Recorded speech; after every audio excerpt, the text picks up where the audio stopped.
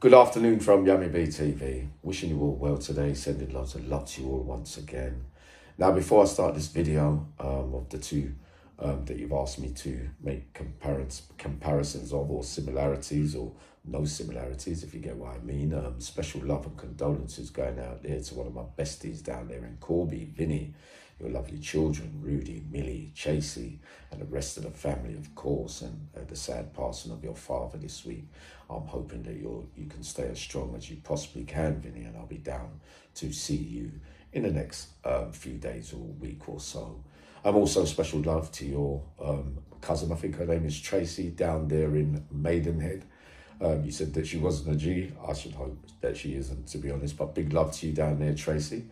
And special love also to one of my favourite nephews, Nico Sharon-Lambers, your lovely mum, Sally, and your mate, Julian, and my mate, Julian. I'll be down there also to see you down in Northampton at the same time that I see Vinny down there in Corby. Now, I've been getting those messages for the last couple of days, more on Kenneth Noye and Goldfinger, John Palmer, and my opinion, or what I see as similarities or not so similarities. What did they have in common? What does it all mean? Well, I'm going to do it all and simplify it as I possibly can for you all. Now, they both come under Goldfinger now, which is, not really that surprising, considering they were both involved in some capacity to the Brinksmat job in '83, right? The Brinksmat bullion robbery job. Now, that story you asked me about with Kenny Noye, where as soon as his front door opens, they pay the Shirley Bassey Goldfinger out of the James Bond film. I don't necessarily believe that is actually true, right? It doesn't seem to be that kind of egotistical character. Well, from what I saw personally on the inside, of course, I can't see Kenneth getting wrapped up in an ego based on the Brinksmat job and being Goldfinger and glorifying and glamorizing himself with that song. You lot might know more than me, but I say I don't believe that. Now, they're both named Goldfinger, obviously, for obvious reasons with John Palmer. But firstly, it'd be good to remember, I don't know how actual factual this is, but when the road rage thing happened with Kenneth Noye, with that tragic murder case of the road rage, I'm always sticking to my guns on that. I always believed that there was no background to him and Cameron, right? And that's me being sincerely, honestly, definitely, I believe that. Some of you say, yeah, but I know that, and I know, but I can only say what I say and what I heard, and what I absolutely know, if you get what I mean, right? And there's many reasons why I come to that conclusion, but obviously I'm not here to bring any more ingredients to a case that's kind of victim-wise never going to be forgotten, and he's still on life license for it all, Kenneth. So I don't know what it would do for me to answer that kind of question, but I do honestly tell you that I don't ever believe that there was any kind of background to it. Now, a few things to remember, that I believe that it was Palmer that got Kenneth Noye out of the country to Spain. I also know, right, that they fell out whilst they were in Spain and never spoke again. There's even a suggestion, rest in peace, John Palmer, that he might have given Kenneth Noye away when Kenneth Noye got captured over there and brought back to some kind of justice down here in England. Now, they're different in characters, I've got to say. There are supposed similarities. There's also the suggestion that it was Palmer that brought Kenneth Noye business-wise around about the Brinksmat time, or just before that a lot of his early teachings business-wise may have come from Palmer. I don't know whether that bit's true either. But I'll tell you one thing, in a prison environment, Kenny Noye is much more humble. He doesn't speak about any crimes, and he doesn't glamorize himself in no way. Palmer talks consistently about business ways and ventures and expeditions of making money, scams and that kind of stuff. So it was always that kind of, he had more ego, I would suggest, than Kenneth Noye. Now, whether it matters or not, we talk once again, you asked me.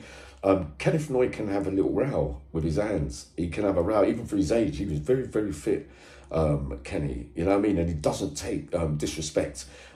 He's very, very clever in staying away from arguments and conflict. He doesn't say too much, so it doesn't, so the chances of anything coming his way are very, very limited unless you go out your way to challenge him or try and bag him up. Palmer is renowned, that famous story with me in the cell when he said those words when I was running up and down for him. Obviously, he had the run of the whole place and my bread and butter was there. So I had to rely on what kind of mood he was in, right? That kind of mood he was in before I could get what I want.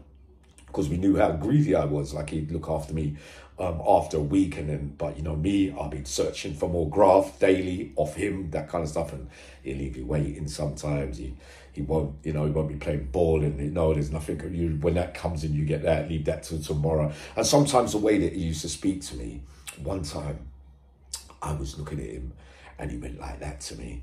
He goes, "Yami, you want to swing at me, don't you? But you can't, can you?" See, whatever he's saying, but it's true. I was looking at him for a minute and I was thinking, I don't like the way you talk to me sometimes, You know what Uncle Yami was like back then. But obviously, the fear factor of not just my bread and butter going out the window, because, I couldn't harbour, did I ever harbour thoughts that, and remember, he did get robbed a couple of times, and there's not many big name villains with that kind of reputation and big name on the outside, where men will go in and want to wrap them up and tie them up and take away their contraband and their goods and all that. Never happened to Kenneth Knight, never happened to LT, it never happened to all the other big names, as far as I was aware, not while I was there anyway. So those things happen to Palmer because of the dangerous game he plays with the power struggles and exercising his power to, himself and, the ins and outs. But I say Kenneth Knight is more humble. I say that he's got less ego. That they're similar in the ways that they would have all kind of sides in the game on their side or in the background. I say Kenny's is very much more limited than Palmer's. Palmer allegedly had all the big authority figures and certain things in the background, 100%. That can't be denied, right? So he's game to Kenneth Knight. And I always tell you this. I always believed that Kenneth Knight, there's things that attach to his name with, certain so-called crimes that haven't been solved and all that. I was always of the belief that most of them ain't him. You know what I mean? That I was always of the belief that Palmer, in fact, had his hands in much more dangerous territory than Kenneth Knight ever did. And it's more like Kenneth Knight gets more of the gangster name than Palmer, when in reality, Palmer, when he from what I hear in Tenerife, during these times, he used power wherever he walked. It came out of him, like even walking down on the beach, going into, you just knew that that presence of him, it was being exercised by him to the most extreme possible way. That's not exaggerated. That's what they say. Kenneth Knight doesn't come across like a really, really powerful figure, or doesn't exercise it. I've got to tell you this, he doesn't. Maybe some of you have seen more of him outside than me, right? But he definitely doesn't come, his presence isn't, you would, when you meet him, you think, oh, yeah, not really. I mean, loads that we've met along the way, we spoke about on Yami BTV, they haven't really lived up to expectations. I was talking about another subject. I was thinking the other day, I got 2 phone calls of these reputations, and we'll go into a video of that anyway, about reputations and what they mean to me in later life. When I look back on my outlook and perspective of how I used to be taken in by some of these figures at first hand, and then being involved with them in the middle times of my serving my time, and then my whole outlook and things changing, being around them more and more and more, and not really, I've got to be honest with you, I was disappointed with some of their performances. Like, from how I used to think as a kid, thinking that he was up there and that untouchable. No. no one's untouchable. And I say this, right before I close out. I'm gonna might do a Stephen Marshall video in a bit, right, for some of you. I say this about Kenneth Noye, that he couldn't have never had so much baggage that's talked about with certain things and lived so long. Quite clearly seen with Palmer the reason why it ends the way it does, not just because of the suggestion of the timeshare, but the suggestion that he had played his part in a murky world, much more definitely factual than what the stuff is said about Kenneth Noye, which is why Palmer got taken out of the game. That's what Uncle Yami says. I'm going to be up in a little while again, man, and just pleased to tell you that I'm probably coming into the best form since I've been out. I'm going to tell you why very, very soon. Loads of love to you all.